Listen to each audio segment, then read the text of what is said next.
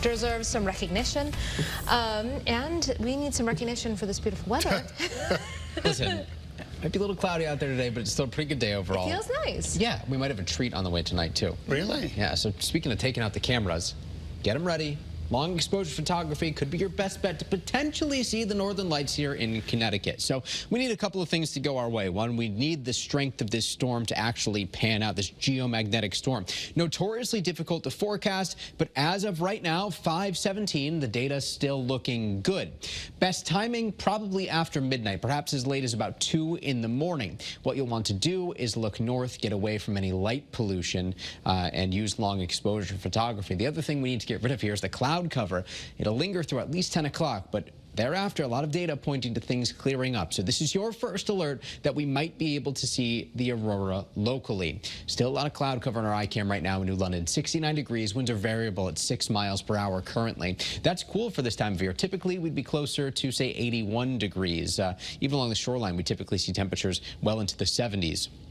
Here's the cloud cover right now. Notice how it has already thinned out closer to New York City. We expect the clouds to keep lifting north. So parts of, say, central and northern New England, perhaps not as lucky as us here in Connecticut, if this geomagnetic storm pans out as we expect. 70 to 75 degrees throughout our inland towns right now. 69 in Groton, but 76 at Tweed, New Haven. So a bit of a spread along the 95 corridor. Temperatures will be dropping back as the night goes on, as we just showed you on that aurora forecast, likely down into the 50s overnight, 50 to 55 for many towns. And we'll start to see a recovery tomorrow. If you're up early, perhaps going for a nice morning walk could feel a little bit cool, a little crisp, perhaps, as temperatures go back into the mid-70s. By lunchtime tomorrow, we'll be back in the mid and upper 70s, close to 80 degrees by tomorrow evening. Seasonable for this time of year, much closer to where we typically would be. Again, we do expect to see the sunshine out in full force by tomorrow morning, thanks to high pressure building in overhead. So we're dry through the day tomorrow,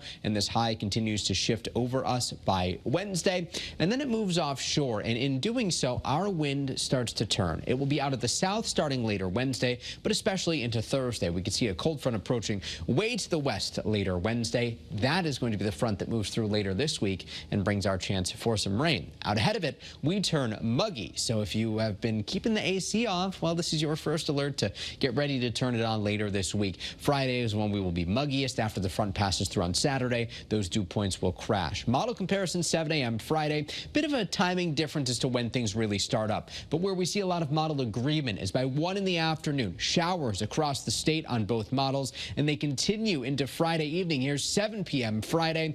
A little bit of a difference as to when this all winds down too, but as we see it right now in the First Alert 7-day forecast, we're expecting at least the chance for some showers lasting into Saturday, and temperatures will actually peak in the lower 80s statewide on Saturday as that front clears and we see some sunshine develop late in the day. And look at these overnight low temperatures going from the 50s back up into the 60s. We will be close to normal high for the next several days. Temperatures on either side of, say, 80 degrees, mid-70s rather on Friday, near 80 on Saturday. We're back into the 70s on Sunday and especially into Monday next week. And we do need the rain, especially because the September 7th through 11th outlook here showing things perhaps drier than normal and certainly cooler than normal, which is how we entered the month of August, dry and cool. So it looks like that pattern will persist for at least the next week and a half.